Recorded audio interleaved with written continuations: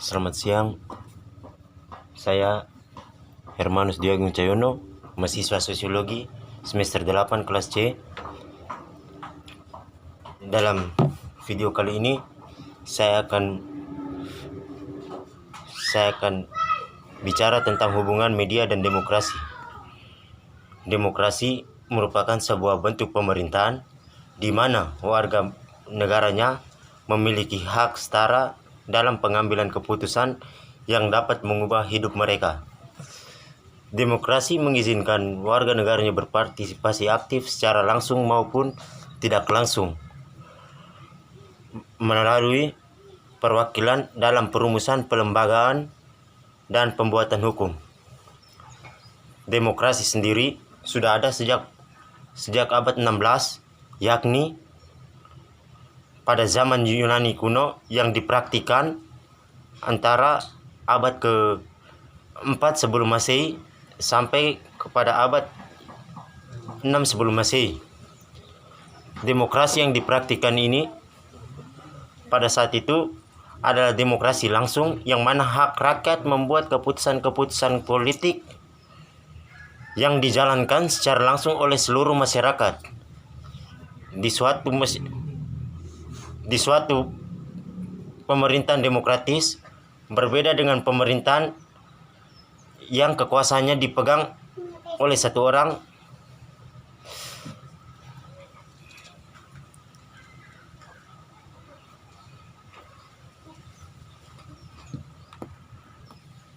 seperti monarki atau kelompok-kelompok oligarki. Di Indonesia sendiri perkembangan demokrasi dimulai sejak kemerdekaan Indonesia. Berdirinya Republik Indonesia ini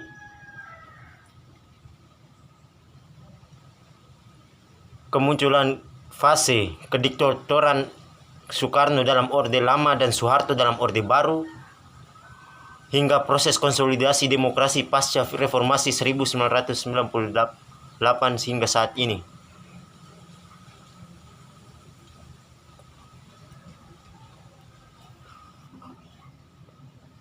Media secara tradisional dianggap mendukung demokrasi dalam dua cara penting, dengan mendorong debat publik politik dan keterlibatan politik dengan bertindak sebagai pengawas politik untuk mengawasi penyalahgunaan kekuasaan atau dampak spesifik dari media baru pada demokrasi politik lebih secara umum.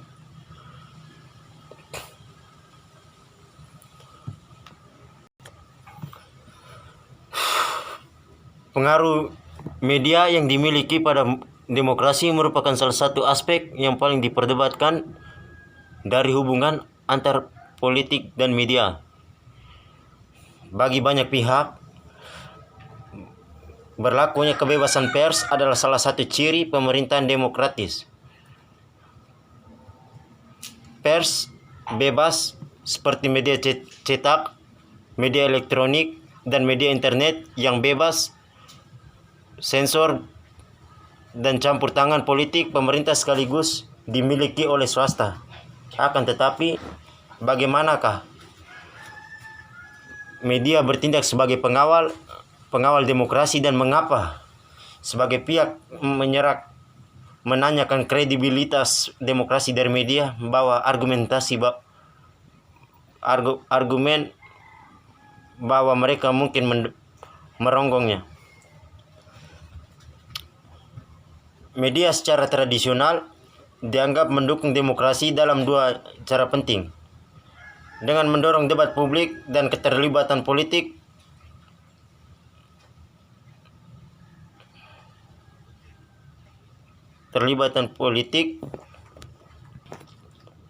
Dengan bertindak sebagai pengawas publik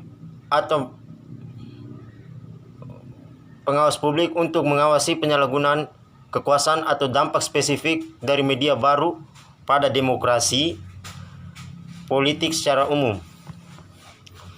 Kemampuan untuk menyediakan sebuah forum di warga di mana debat politik yang bermakna dan serius dapat berlangsung sering dipandang sebagai peran demokrasi paling penting di masyarakat. Dengan demikian, media dapat dikatakan agen-agen pendidikan politik. Bahkan media telah banyak menggantikan lembaga-lembaga perwakilan formal seperti majelis-majelis, parlemen, dan dewan-dewan sebagai arena-arena dialog, debat, kajian yang penting dalam politik.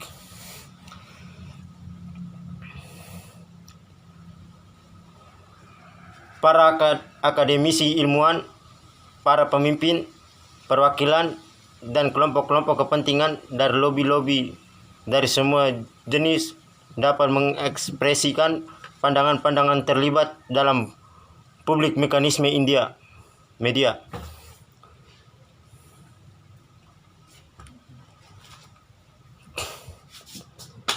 Tidak hanya secara substansial memperluas keragaman pandangan-pandangan dan opini yang diekspresikan dalam debat politik, tetapi mereka juga menghadirkan debat dan diskusi dalam sebuah cara yang hidup, menarik keterlibatan masyarakat secara umum.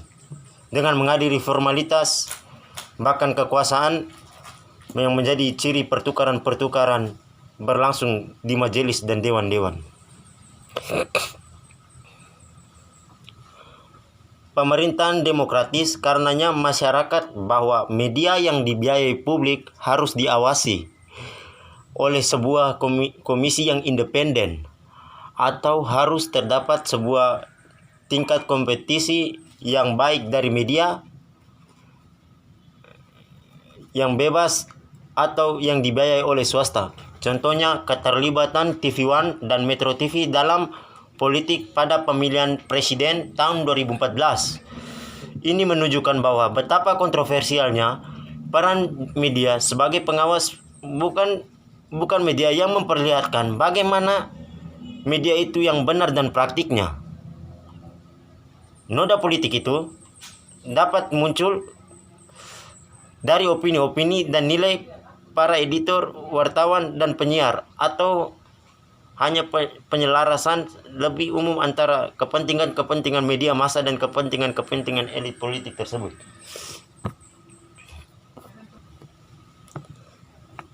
Dalam beberapa dekade terakhir ini, bersamaan dengan pesatnya perkembangan teknologi dan informasi dan komunikasi, kehidupan demokrasi telah termediasi sedemikian rupa.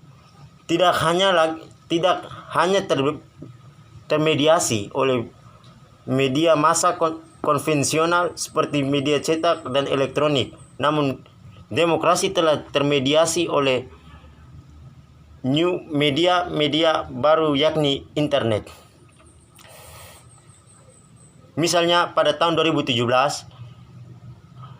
proses demokrasi seperti kontestasi suara rakyat, konstruksi citra para kandidat mulai tidak sengaja berlangsung secara face to face and online, juga berlangsung secara virtual dan online. Banyak di antara para calon yang telah membentuk cyber army yang mendulang kemenangan citra melalui wacana bahasa di ruang virtual, termasuk pilkada yang sejauh ini banyak yang lebih menarik perhatian masyarakat luas, baik masyarakat Nusantara maupun masyarakat dunia, yaitu pemilihan gubernur DKI Jakarta. Oleh sebab itu, dewasa ini politik terutama dilihat dari ruang praktiknya dibagi menjadi politik offline dan online. Antara keduanya berdinamika dalam hal pengaruh. Apakah politik offline dan politik online mempengaruhi politik offline atau sebaliknya?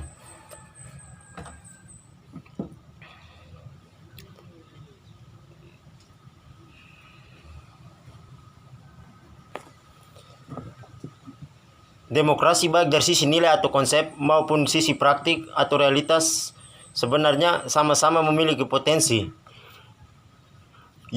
Universal juga potensi lokal. Namun bila dilihat dari sisi sejarah perkembangannya konsep realisasi demokrasi senantiasa lahir, hadir, dan berkembang senantiasa bergantung pada konsep ruang atau tempat. Melihat cyberdemokrasi dengan landasan pandangan relasi ruang publik dan internet tentu didasari oleh pandangan bahwa internet sebagai lingkungan bukan sekadar itu, namun tentu menjadi berbeda melihat internet sebagai alat semata, yang mana cyberdemokrasi dimaknai tidak lebih dari perkasa bagaimana memanfaatkan internet sebagai instrumen efisiensi pelaksanaan demokrasi dalam pengertiannya yang lebih bersifat prosedural.